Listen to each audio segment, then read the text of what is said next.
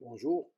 Le petit enchaînement de Pékin, ou le 24 mouvements, 24 formes, est un tai chi qui a été mis en place dans les années 1950 et c'est aujourd'hui le plus pratiqué au monde.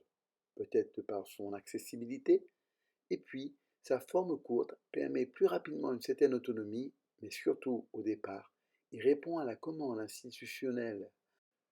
Oui, le gouvernement chinois voulait une gymnastique corporelle qui durent 5 minutes, 6 minutes et qui permettent d'entretenir la masse de population par des exercices de souplesse, d'étirement et de respiration que l'on emprunte aux arts martiaux au départ, mais qui ici visent une meilleure santé, un maintien de la forme, voire des exercices qui vont permettre de corriger et de compenser des défaillances physiques.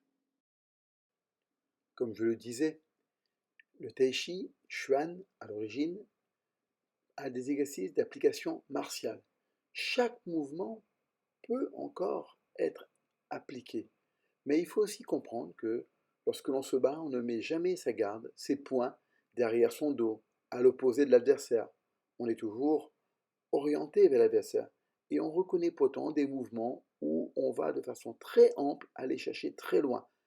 Ici n'est pas l'application martiale le principal souci, mais l'étirement, l'assouplissement de la ceinture scapulaire, de la ceinture pelvienne ou encore de la colonne vertébrale et surtout de la colonne vertébrale qui est visée.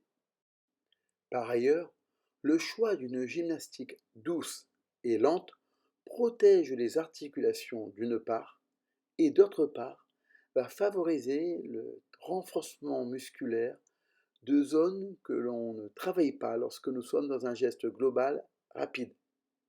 Chaque muscle est finalement travaillé au profit de l'équilibre et de la coordination. En effet, la lenteur offre le bénéfice de prendre le temps de placer, de replacer chaque articulation, de solliciter des muscles rarement sollicités.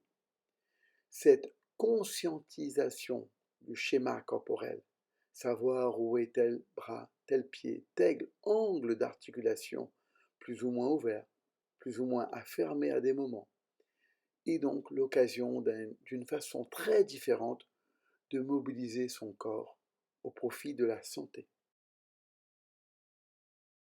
Aucune compétition. Chacun pratique dans sa mesure, selon sa souplesse, son équilibre, son âge. Par exemple, quelqu'un peut avoir le pied en haut pendant que l'autre, pour le même exercice, gardera le talon au sol.